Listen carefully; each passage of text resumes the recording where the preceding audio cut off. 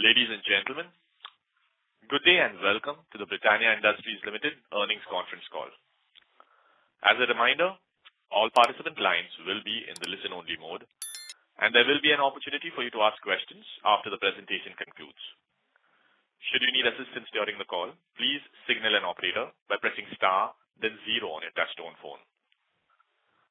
Please note that this conference is being recorded. I now hand the conference over to Mr. Ayush Agarwal from the Investor Relations team. Thank you, and over to you, sir.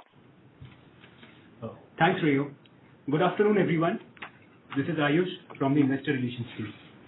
I welcome you all to the Britannia earnings call to discuss the financial results of Q3 FY25. Joining us today on this earnings call is our Vice Chairman and Managing Director, Mr. Varun Berry, Executive Director and CEO, Mr. Rajneet Singh Kohli, Executive Director and CFO, Mr. N. Venkatraman, Chief Commercial Officer, Sales and Replenishment, Mr. Vipin Kataria, Chief Manufacturing and Procurement Officer, Mr. Manoj Balji, and Chief Marketing Officer, Mr. Amit Doshi.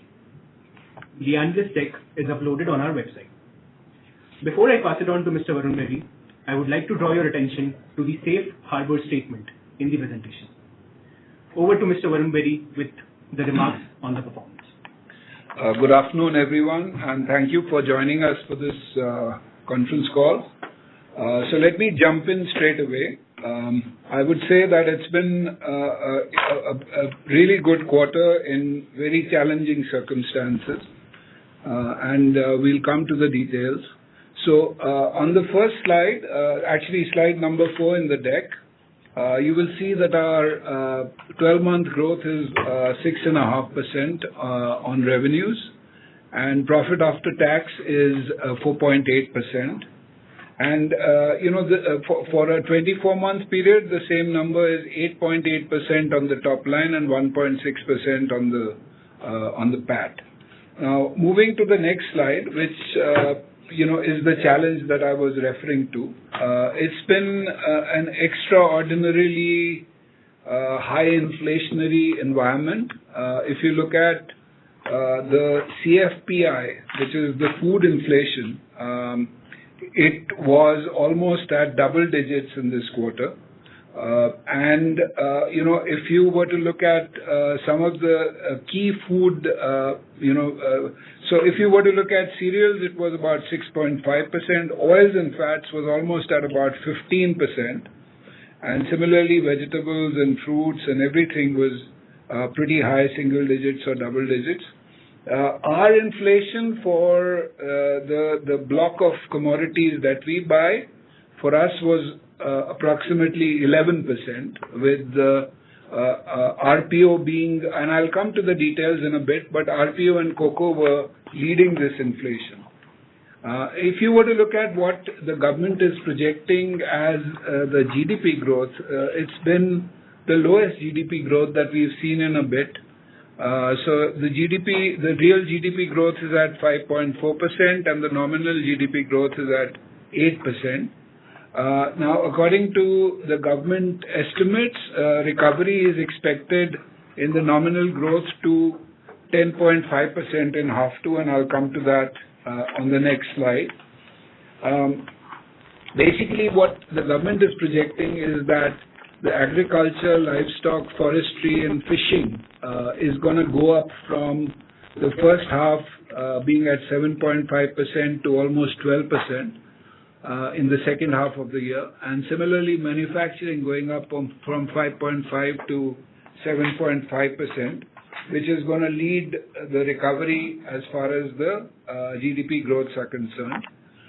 The bottom slide, just takes us into a little more detail, so I will not drain that slide. But the private final consumption expenditure is also expected to increase on a real basis to 7.8% and on a nominal basis to 13.7%. And if that was to happen, then it certainly will bring about a certain change in the conditions that exist in the country. Moving on to the next slide, we've been going through a phase which is a phase of inflation, deflation. So towards the beginning of the year, it seemed that the environment is not going to be inflationary, and we had taken, pretty steep price increases towards the last year. So we started to correct, and as we were doing that, there was a huge inflation which came at us, and we have now started to, take the price increases. So if you were to look at our revenue growth and our volume growth, they are almost at par, which shows that we have not taken any price increase till now. But as we speak, we've started to take price increases, which are going to make sure that we are able to take this in our stride. Now, this slide is about market shares. We've had a flattish market share year, and that's predominantly because of the ups and downs that we've seen in our prices. And once this moves in the right direction, I think our trend on market share is also starting to look good. The exit to the year is looking very positive, so we are hoping that that continues. Now, getting back to the strategic pillars, so let me just go through these one by one. On distribution, we have moved up on expanding our direct distribution. We have moved from a March 24 of 27.9 lakh outlets to 28.8 lakh outlets. And even our rural distributors have moved up from 30,000 to 31,000. Our focus states are doing much better than rest of India. That continues to be our growth, engine. The next slide is on our route to market. So the route to market has two elements to it. One is how do we deal with the emerging channels, and second is what do we do to urban retail, which is our large cities and the retail distribution, the up and down the street accounts that we have. How do we get them to grow at a faster pace? Because these are the accounts which are also challenged by the emerging channels. So the first part on the left is about e-com and how do we do it. We've developed an in-house capability to have a model in place which will capture data-based consumer insights, which will then lead to personal content for consumers. And this is doing really well for us. This is a segment which is growing pretty well. And the second part is about the urban retail and rewriting our route to market. There are actually 5 parts to this. One is how do we leverage high potential outlets and service them in the way that we would want to. There are some outlets which require higher service frequency. There are some outlets which do not deserve the kind of frequency they get. So how do we right-size the service frequency for these outlets? Second is, how do we upscale our salesman capability so that they can deal with these outlets in the right way? Third is about upgrading our technology to provide the right productivity to the company. And fourth is to increase feet on street as the frequency levels require modification. So it's something that we've been working on, and it's in a pilot stage, but I can tell you that these are giving us good signs and good results. So we are looking at scaling this up in the quarter that we stand today. And we are also looking at a refresh for our route to market for rural so that we can bring even a better way of servicing our rural customers. Moving on to the next slide, which is about the sustained investments in brand. Now, what we focused on is critical growth brands and innovation. And what we've also done is we've done some higher impact social media activations so that they can bring better productivity to our advertising efforts. There are a lot of these products that we've launched, a lot of these promotions. I'm not going to again talk about each one of these, but these have given us really good, a connection with the consumers, especially our digital campaigns. We've also done some tactical consumer promotions. There's one product which is missing on these slides, which is the Pure Magic Choco Frames, which was launched towards the end of the last quarter, which is the quarter in question. This is a Harry Potter themed product, a very exciting product, which is a biscuit and a slab on it with the Harry Potter houses as different biscuits having different houses on it. And this is only for e-com and modern trade, but it's giving us really good results. Now, getting to the next slide, which is on some of our adjacency products as well. We've had some very exciting products. We've got a layer cake, which is dual flavored. We've launched a rusk, which is a 5 rupee pack. We never had a 5 rupee pack in rusks. And there are a lot of the biscuit products which we've launched, which are doing quite well. Our innovation pipeline is also catering to regional preferences and is helping us drive premiumness. For our adjacency business, again, some very exciting products. In croissant, we've launched a triple chocolate croissant. Sorry about that. We have a full cake relaunch coming up. We've started to roll it out. Very exciting new graphics, very exciting recipes, products which are beating competition by a mile. And hopefully that's going to give us the right fillip for our entire cake portfolio. And similarly, cheese, we have a relaunch for our entire cheese portfolio, which is coming up. And we've started to roll that out as well with new graphics and new recipes, which are better than competition in every format. For our drinks, the season is upon us, and we are coming up with a very good campaign on Winking Cow. We've also got a very exciting product, which is the Winking Cow Grow, which is a 20 rupee product, which is flavored milk, which is fortified with 16 nutrients, which is basically vitamins and minerals which support growth for children, also provide energy metabolism, as well as strengthen the immune system. So that product has also been rolled out. So it's going to be a very exciting season for us as far as drinks are concerned. Our international business continues to perform well across, and we are hopeful that that will continue. Moving on to the next slide, which is on cost leadership.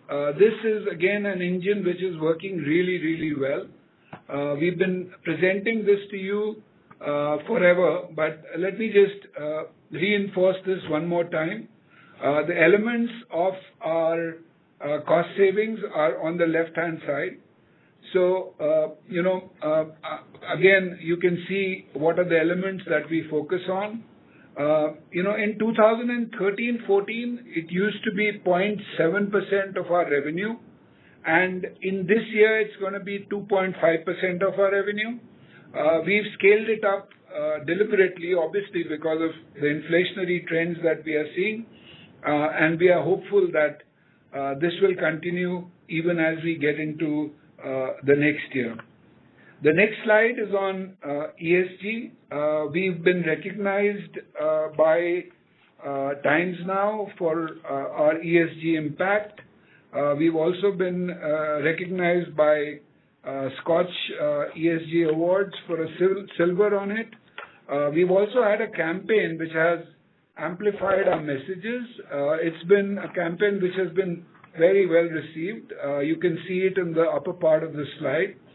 It's a campaign around trees, which is highlighting a milestone for Britannia's ESG journey, around 100% plastic neutrality, as well as energy efficiency and water stewardship.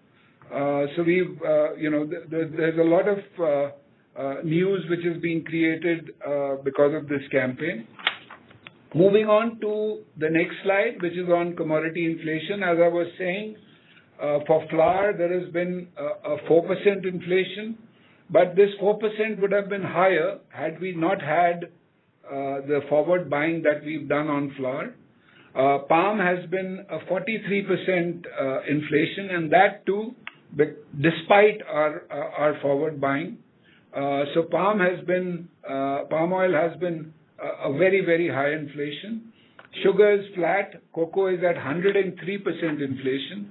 Laminates is nominal at 3%, and corrugated boxes are at 15%. So our inflation for our products that we buy is about 11%. This would have been at least 2 to 4% higher had we not done the forward buying, and we hadn't had that advantage of that forward buying. Moving on to the next slide, on cost and profitability front, in the last 5 years, we've had inflation, a total inflation of 4,000 crores, right? And we've dealt with it in the right way. It was, a one-way street for 2 years, and then it started to move up and down, and that's why we've, had price decreases in the beginning of this year, and now we've started to do price increases for the last 4-5 months. We've dealt with this situation very well, and we are at a stage where we've taken all the necessary price increases, which are going to get us to a stage where we counter the inflation. And if this inflationary trend continues, if we have to take slightly more price increases, that will be decided as we move into the next year. But we are very well prepared to be able to counter the inflationary trends. We are also doubling down on our cost efficiencies, as I said. We are planning to make sure, and as I keep repeating every time, these cost efficiencies and cost savings, they start with 0 on the 1st of April, and whatever has been achieved ends with the year, and there are new cost savings that come up every year. So we are again looking at 2.5% for next year, and hopefully even more than that. We have focused investments on innovations and on adjacencies. Some of the adjacencies have been doing very well. Croissant has been growing very high, double digits. Our milkshakes have been growing double digits, and similarly wafers, etc. So we've been seeing traction as far as adjacency businesses are concerned, and we will continue to drive those. Our outlook, we are closely monitoring the commodity prices, as I said, and we are, making sure that we are dynamic in the actions that we take. We are also vigilant to competitive pricing. We do not want to be completely out of whack, but it seems that the entire industry is facing a steep challenge, and it's all moving in the right direction. Our strategy will remain focused on driving our market share and also sustaining our profits as we've done in the past. Now, getting to the financials, revenue trends I've spoken about, so I'm not going to repeat that again. A 6% growth, operating profit up 3%. And finally, on the last slide, net sales up 6.5%, profit before tax up 3%, and profit after tax up 4.5%. And if you were to look at the ratios, the numbers have moved up in the last 3 quarters, and we are at profit after tax of 13%. So with that, I will end my presentation and open the house for questions. Thank you very much. We will now begin the question and answer session. Anyone who wishes to ask questions may press star and 1 on their touchtone telephone. If you wish to remove yourself from the question queue, you may press star and 2. Participants are requested to use handsets while asking questions. Ladies and gentlemen, we will wait for a moment while the question queue assembles.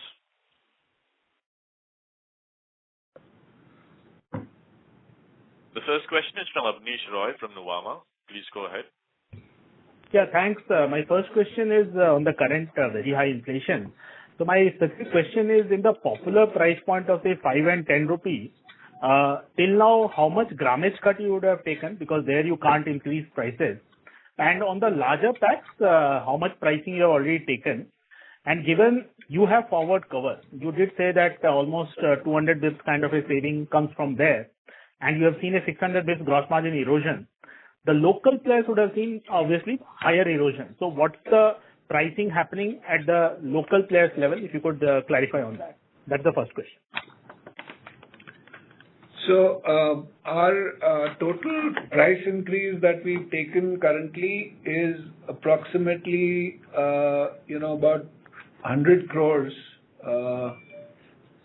in Q3. So which would, in percentage terms, Venkat, would be 2%.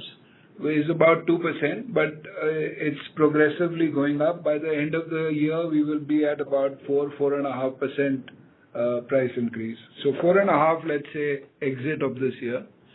The inflation, you're right. The inflation for the local players will be higher because of the muscle that we have in terms of forward buying, etc. But as I said, Avnish, the issue has been this year, nobody was clear on whether it's going to be a deflationary year or an inflationary year. We started with the feeling that it's going to be a deflationary year, and then it started to turn on us, and hence everyone's been late to the party to increase prices. But as we speak, everyone is becoming alive to the fact that this inflation is not going away. Right? First, there was this feeling that palm oil duties, which have been imposed by the government, will be temporary and will go away. But no, now we know that it's not going away.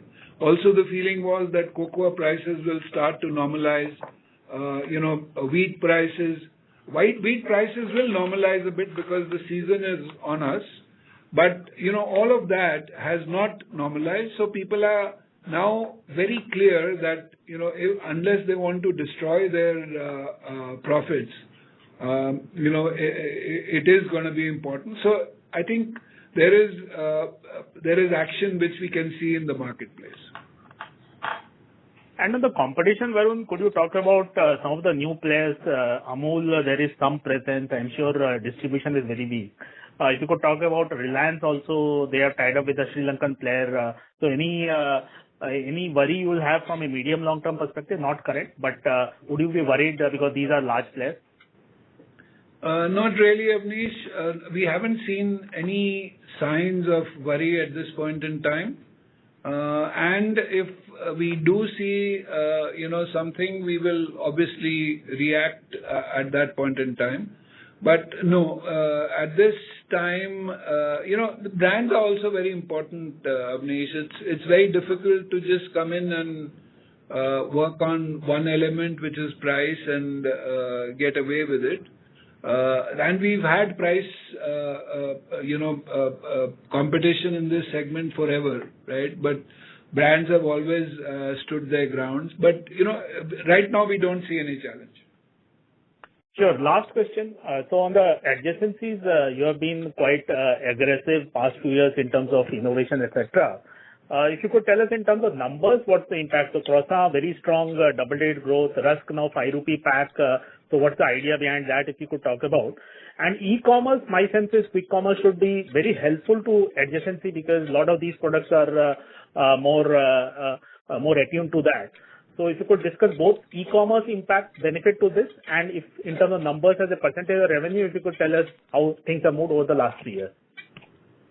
So Abneesh, you're hogging the space, but I'll answer this. So, the point is that, e-com has been, especially to new products, so not just for adjacencies, it's been very helpful. But even for some of the new products that we've launched, it's been very helpful.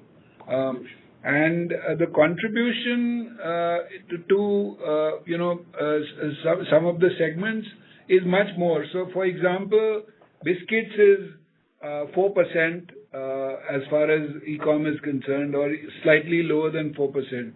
But let's say I'm just giving you one or two numbers so that you get an idea. For croissant, it's 17%.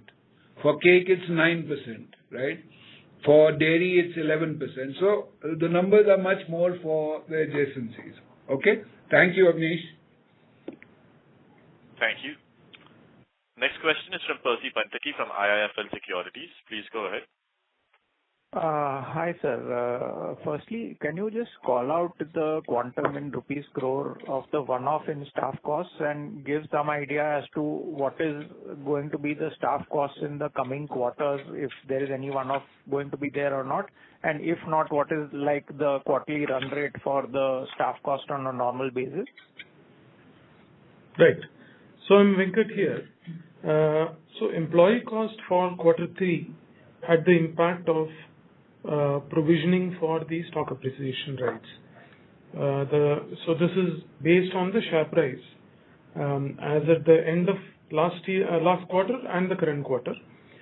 So last quarter end, the share price was 6,338. That became about 4,762 as of 31st of December. And that had an impact of about 75 crore in the quarter. So basically, there was a increase in staff cost in the last quarter, and there is a decrease. So it's all evened out. Yeah. So it's just every quarter, depending on the share price, this will go up or down, is it? Correct. For a stock appreciation, right? That is the way it happens. Yes. Yeah. It's been volatile. I mean, it's been there from SAR scheme has been there from 2021. But it's been very volatile in the last couple of quarters. It was never there like that before. But it all evens out in the end. So it's not like, yeah. Sure. Secondly, just wanted to understand on the price increases. In the last quarterly call, you had mentioned that we are putting through 5 to 6% price increases, which will happen cumulatively over Q3 and Q4. Most of it would happen by February. Now you're saying that by end of Q4 you will have only 4.5% instead of 5 to 6%, while at the same time the cost inflation has actually been higher than what we could envisage at that point of time. So why this hesitation to take the price increase which you had already planned? And there's no hesitation. There's no hesitation. It is a necessity today, and you're right, exactly right. There will be a 6% price increase. We've already taken in Q3 2%. In Q4 it's going to be another 2.5%, and then in Q1, which is going to be the Q1 of next year, it's going to be another 1.5%. So cumulatively, it's going to be 6.5% price increase. Okay, and with this please continue.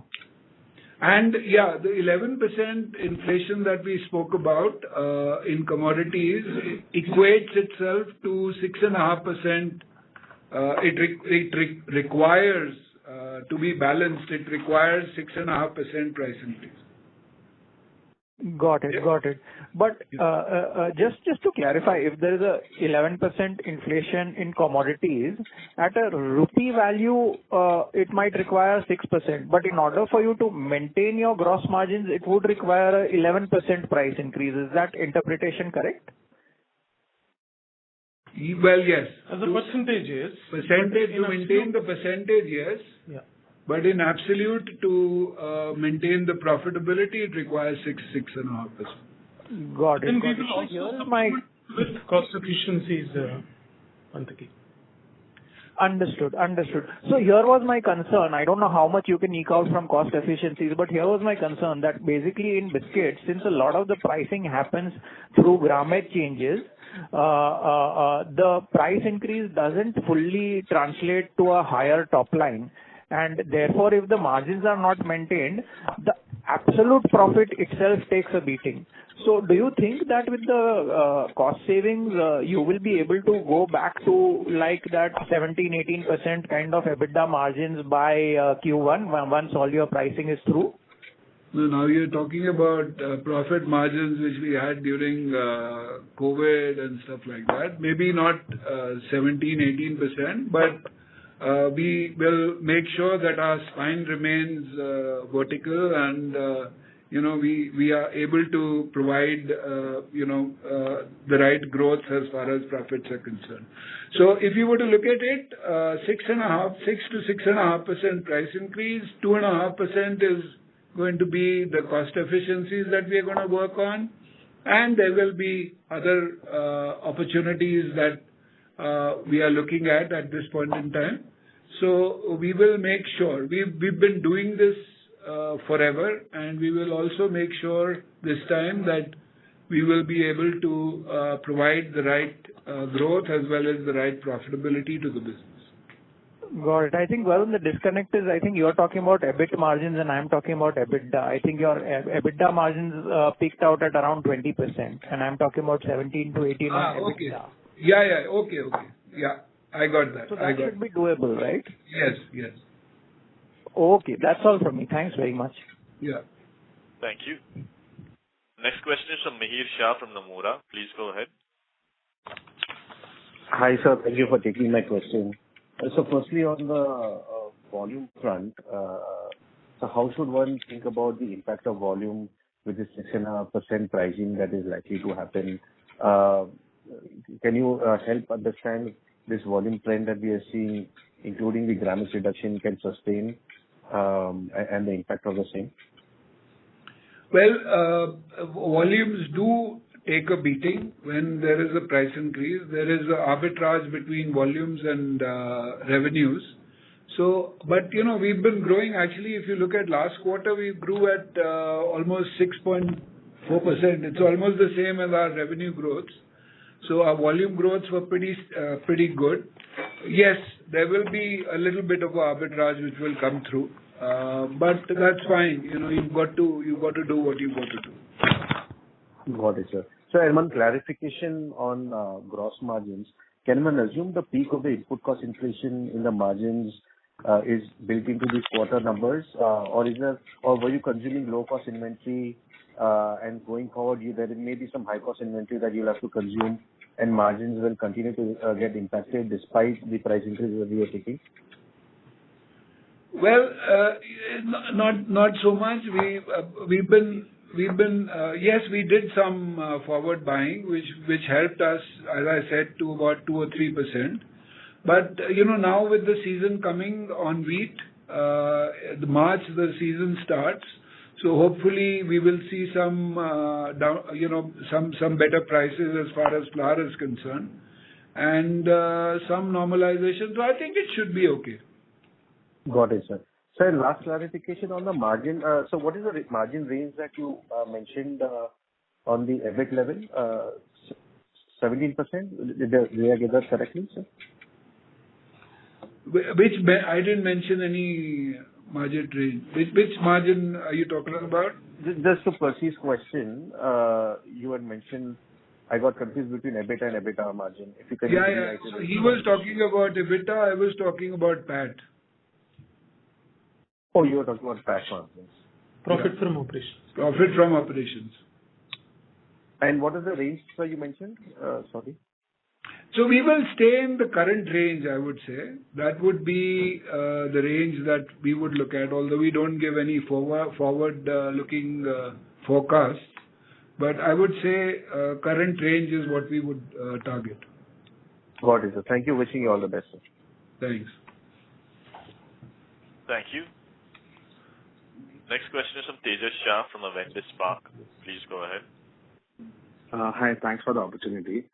Sir, yesterday, ITC in its press release highlighted intense competition from local players in biscuits.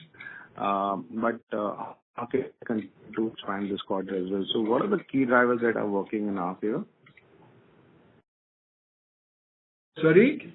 What are the... We flagged while we keep... No. ITC yesterday said that in biscuits there is intense regional competition. In that situation, what is keeping our growth so fast? I guess our growths are coming through the strength of the brands as well as our distribution efforts, and we hope to continue with that. Sure. The second, focus states are growing at 2.5 times versus the average for a while now. But at the aggregate level, we are not seeing the impact. It's not moving the needle yet. So what is the current contribution where we have reached of this pocket of growth, and how at what point we'll see that this number will actually start driving the overall growth? See, the focus states are still very small in terms of our overall revenues. And we still are, our market shares in those focus states are half of what they are for the rest of the country. In fact, even less than half. So that's why the impact that you see is, marginal at this point in time. As I've said in the past as well, we don't want to do any big bang strategies in these states. The big bang strategies would be reduce price and try to get share from competition. We are not doing that. We are doing all the execution parameters, which is distribution, strengthening our brands, launching the right products for those markets, and gaining share in a way that it becomes sustainable rather than unsustainable in the future. But, as these states are growing, at some stage they will start to add a lot more to the overall country level numbers as well. Yeah, so Tejas, I written this side. So these states basically contributes about 15% to our overall revenue. And they've been growing at about 1.3 to 1.4x, which means that over a period of time from 12-13% they've moved to 15-16%. These states are, like we keep saying, these are opportunity states because, that's where the biscuit consuming population is, and we have got a market share which is under leveraged, and therefore there is a lot of head space. And like Varun said, I think the backbone that we want to build in these states is distribution led, right, and brand led, and that's the the impetus that we've been able to put forward, which is giving us this kind of growth, right? So the other very important aspect of these states is that they are almost 35% contribution to the overall rural category. And if you see our growths in rural, they are pretty healthy because, our focus states are really firing for us. So I think apart from the lever of contribution or salience, there are a lot of other impact areas that we see, and that's where we are working. Thanks. Very detailed and clear. Thanks a lot. Thank you. Next question is from Latika Chopra from JP Morgan. Please go ahead. Hi, Varun and team. Thank you for the opportunity. I wanted to, get some more color on non-biscuits portfolio, and how are you thinking about, portfolio diversification, over the next 2-3 years. If you can give us some color on how the salience of non-biscuits, it's growing at double digits. What kind of double digits? Is it profitable? What is the distribution opportunity which is still available? And also, how are you thinking about alternative snacking options? You had experimented with salty snacks in some markets. You can throw some color on how has been the reception. Yeah. No, so first of all, the point is that if you look at our diversification, I think it's been pretty good. We have gotten into a lot more categories than we've ever been, right? So whether it's wafers or croissants or, the cake formats that we've launched and, all of the other products that we've launched have, been pretty good. Now, we are in no hurry to, get to 15 more categories because it doesn't make sense. I think it's important that we develop these categories, and that's what we are seeing. So if you were to look at it, today our croissant business is, next year will cross 200 crores, right? Our milkshakes business has already crossed 200 crores, right? So these are all numbers which have happened in the last 2 or 3 years, right? And growing pretty rapidly. Now, the point is that the base of biscuits is very large, and it doesn't really show, a large change in that. But if this was to continue, and if we were to double it up, I think we will be in a very good place to be able to showcase the portfolio that we've created. And some of the categories are genuinely premium and have entry barriers which, small competitors cannot cross, right? Now, your question is on, there will be products which will always be in experimental stage or pilot stage, and we will continue to make sure that we are diligent on those, because Latika, it doesn't make sense to do things in a bit of a rush, because you will launch it and then you will create confusion, throw the cat amongst the pigeons, and you will not be able to sustain the the momentum from those categories. So salty snacks is one of those. We understand it's a very large category, but we also understand that it's a very competitive category. Till we are able to feel absolutely confident of being able to sustain our competitive edge with the large competitors that we have, we will not launch it nationally, and that we are very clear about. And frankly, it's not that we just launch it and leave it in the pilot stage in some of the markets. We experiment. We look at different formats. We look at different ways to market. We look at, advertising, pull, push, what will work, more grams in bag, trips to mouth, all of that. So all these experiments are showing us what works and what doesn't work. When we are absolutely clear about it, we do not want to get into a large category like this without being absolutely clear of success. So that is really my message to you, Latika. But I can assure you that on some of the categories we are seeing very good momentum, and we are hoping that all of our categories are going to be moving in that direction. Yeah, Vipin. So, Latika, 2 more points. I think, within biscuits, there are a lot of opportunities. So if you see cookies, which is one of the largest categories in biscuits, we have an immense opportunity in premiumization. And, that are the launches that, we were talking about even in the deck. So let's say we have launched fruit and nut butter jeera within cookies, which is showing very good initial signs. And in each of these categories, there is enough opportunity both on the differentiated and the premium end to keep, adding more brands and sub-brands. There is another price point opportunity. So let's say we talked about drinks, where we are now coming up with a 20 rupee SKU, which is a very large market, and our participation was only in the 35 or 40 rupee.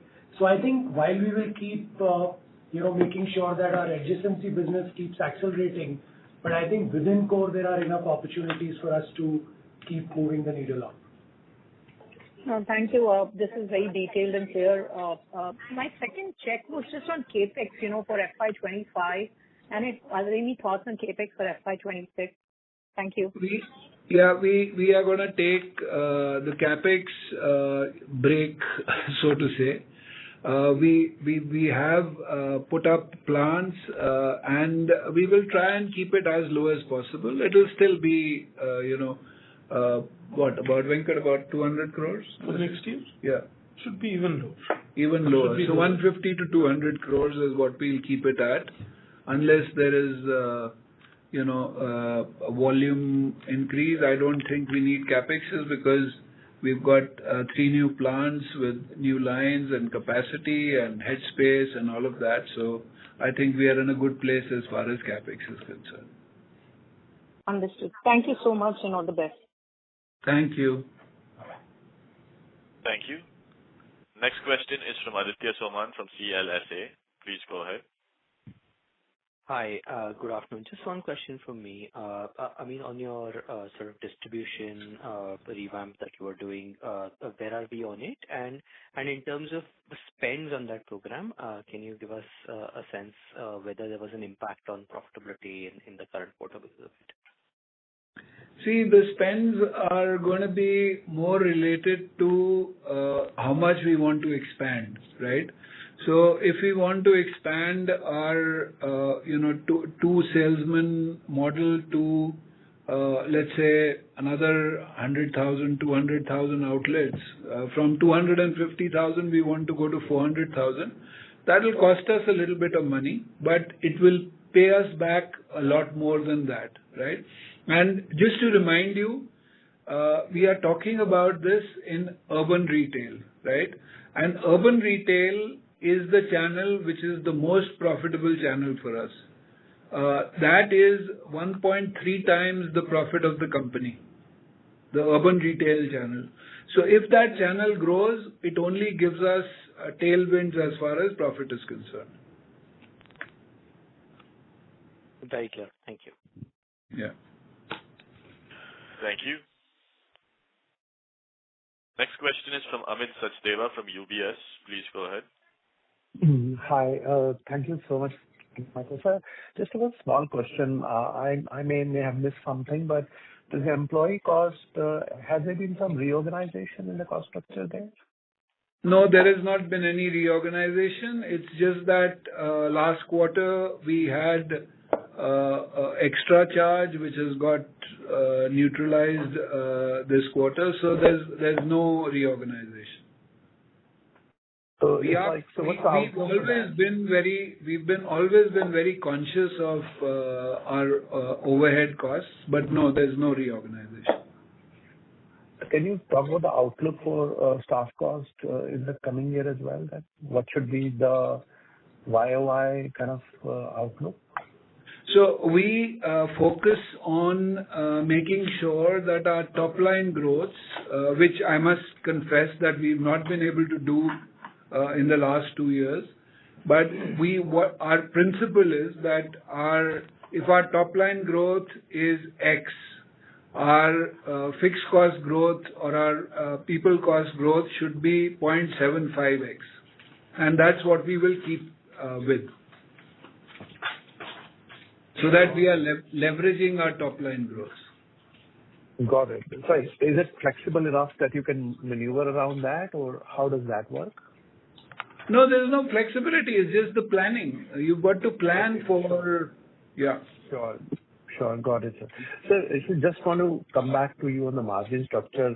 If I understand correctly, the inflationary environment is going on and the gross margin was 38 and a bit, which is perhaps one of the places. Do you expect this gross margin and the dynamic to give you 18% kind of, if I could relate back to previous participants' question as well, are you sort of trying to keep margins in the range of 18% or EBITDA margin I'm talking about for the coming year? How the earning dynamic that you see in terms of price increases, expected volume growth, and your obviously expectation on cost.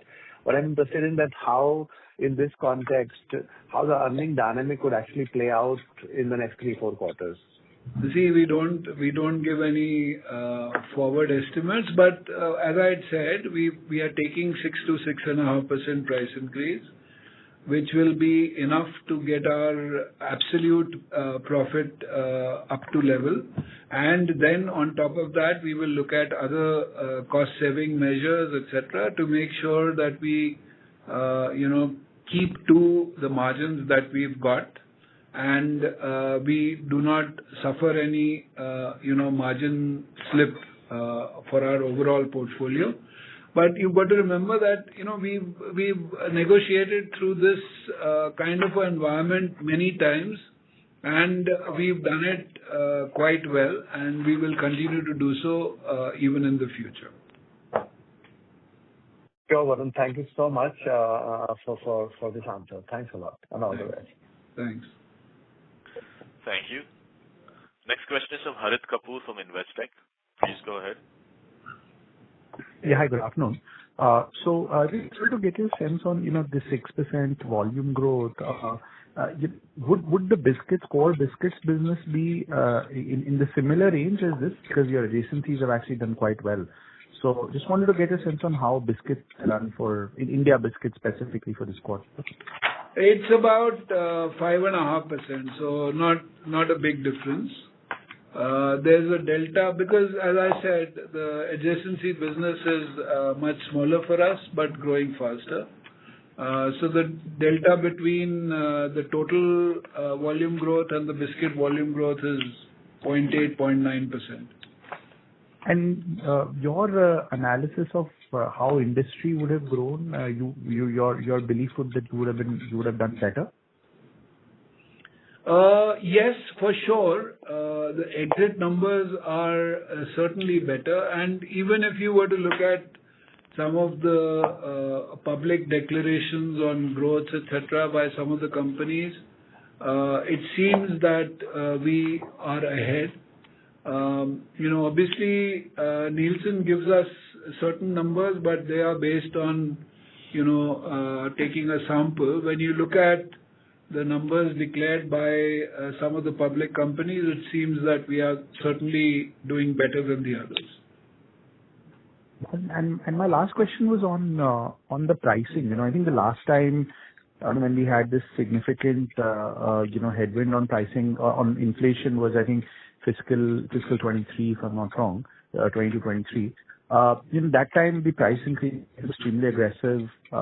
This time it seems like you're slightly more measured on that. Is that really a function of market demand in your view, that you want to be a little bit more gradual as you put them in? No, so we were measured because we were not clear where the inflationary trends are going from a deflation to inflation. And we were also hopeful, actually not just us, but the entire industry was hopeful that maybe the duties on fat, etc., will go away. But as our Honorable Finance Minister has said, this is basically going to stay because they want to indigenize, fats in India. We are now clear that it's not going away. So now we are taking very decisive action on pricing. All right, those are my questions. Thank you. Yeah. Thank you. Thank you. The next question is from Lokesh Gusain from BOB Capital Markets. Please go ahead. Thanks. My question is actually related to pricing. So just wanted to understand, I know you mentioned that the removal of fat import duty was a factor, but were there any other factors or hurdles that stopped you from taking pricing? Because I think in the call you did mention that you were trying to take pricing by the end of January, 4 to 5%. So what changed? So we still are going to take 4.5% pricing by this quarter. So it will be, we've already probably taken 4% and another 0.5% towards the end of the quarter, 4.5%. So yes, we will continue to do that. But no, there were no other factors. See, pricing should never be the trigger for you. And we always take it as that. Pricing obviously impacts consumers, it impacts categories, it impacts everything. So pricing is always the last trigger for us, and that's why we kept it till we were absolutely sure that this inflation is not going to go away. Understood. And just on efficiencies, you mentioned you're going to double it this year. So are you already at the double run rate as of December end, or you're still on the way? No, cost savings are going very well for us. In fact, we probably will beat our targets that we've set for ourselves for the full year. Understood. Thank you. Thank you. Next question is from Amish Agarwal from Prabhudas Lilladher. Please go ahead. Yeah. Hi, sir. Thanks for the opportunity. I have a couple of questions. And first question is really regarding to the staff cost. So as you mentioned that we had a 75 crores of strike back in the current quarter and we had 50 crores provision in the previous quarter. So was there any element of that in 1Q also? In what? The staff cost, there is a provision for the phantom stock options. Was there some provision made in 1Q also with regards to this? Yes, there was a small number there as well. There was about 25 crores in the first quarter. Okay, because in the last 2 years in the annual report, there's a 50 to 60 crores of provision which comes.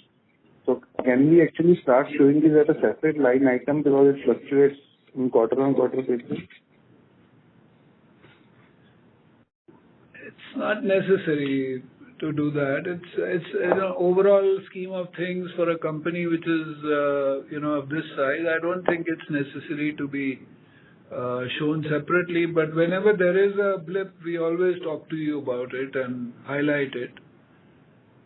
Okay. So my second question is that you indicated that the capex, the big capex move is now over, and now you will be now spending more than say, a couple of 100 crores. So I believe that we have done a lot of capex. There might be some PLI-led benefits also. Because if you look at the first 9 months of the year, our other operating income has nearly doubled. And in the current quarter also, it is up by 93%. So incrementally, will the gains from this be start tapering off? How should we presume this run rate to be on a quarterly or the yearly basis in the coming years? No, so capex, most of the capex gains that we get or the benefits that we get are for a much longer period of time. Yes, there are some plants which exhaust their, incentives, but there are other plants. We've recently put up 3 large facilities, Ranjangaon, UP, and in TN. Also in Bihar, Beta, and we've expanded our Orissa facility as well. So there are big incentives there as well. So no, yes, there is some PLI incentive as well, but that is very small in the entire context of the company. Okay, but if I look at the 9 months number, there's 373 crores of other operating income. So will this 125 odd crores of a run rate continue on a quarterly basis? So we estimate that for the coming year, the incentives that we should be able to get, subject to our fulfilling certain conditions that are prescribed under PLI for that, we expect it to be on similar lines as current year. Okay. Thanks a lot. Yeah. Thank you very much. That was the last question in queue. I would now like to hand the conference back to Mr. Ayush Agarwal for closing comments. Thank you everyone for spending time with us on the call today. We look forward to interacting with you all. Thank you. Thank you. Thank you very much. On behalf of Britannia Industries Limited, that concludes this conference. Thank you for joining us, ladies and gentlemen. You may now disconnect your lines.